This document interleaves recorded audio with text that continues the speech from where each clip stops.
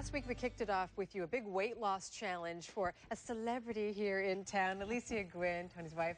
And we have joining us as well Justin Robinson, who's a dietitian, and Michelle Weinstein, who's kind of organizing this whole thing for Alicia. Yeah. And we're going to talk about food labels first, but I want to know how you're doing. It's week 2. How's it going? Great. I'm doing really good. I'm really sore. You are? Know, so it's a challenge for me. How many days a week are you exercising? Is it 5, 6? 4. 4, okay.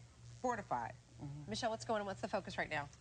I'm just starting to working with Justin on the nutrition. We did a body composition last week, and then also just keeping up that exercise and getting a little bit of rest. You got to do them both. You got to do them both. Absolutely. You got to eat right, and you got to exercise. Justin, we brought you on because apparently some things look healthier than they really are. Absolutely. So tell me about that. Well, there's really 2 components to a food label. There's the nutrition facts. People look at that, but they don't always read the ingredient list. So here's a good example. With the bread? Yeah. All right, so you pick this up, you're like oat bran and whatnot. Looks like a nice, looks like a nice healthy bread, but the first ingredient here is enriched flour, which isn't the preferred source of wheat. Okay. Whereas you get this one, you want to make sure that the first ingredient always says 100% whole wheat flour or stone ground wheat flour. Let's hold this right here so we can get a close-up shot. So that's what we're looking at. Exactly. So are we looking at, things like saturated fat? You can see saturated, trans fats. I mean, what kind of what do we need for numbers as far as that's concerned? In things like breads and grains, not so much.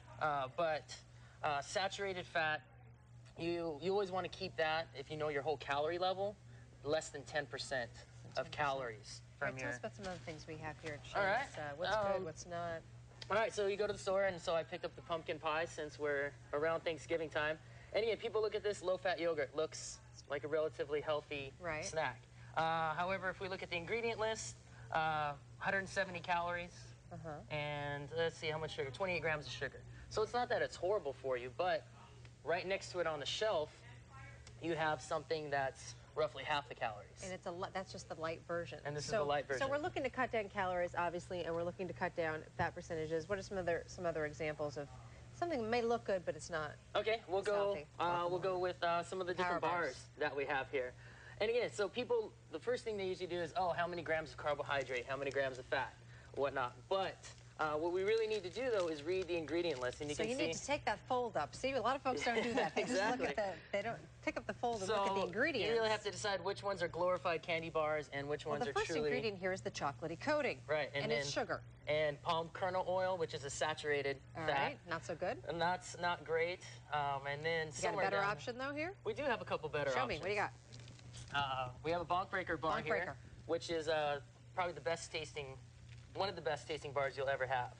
And you can see the first ingredient here is organic rolled oats, and then we have some of the different protein powder. It's sweetened with honey and brown rice. So definitely look and take a look at these labels. Very, very important. All right, as you keep going. Now, what's next week? What are we going to do next week? We're going to cook?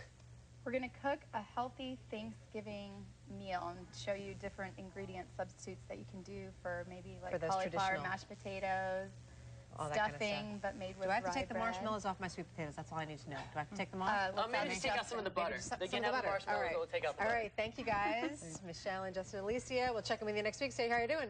Great. All right, and stay with us. We will have a look at our top stores when we come back.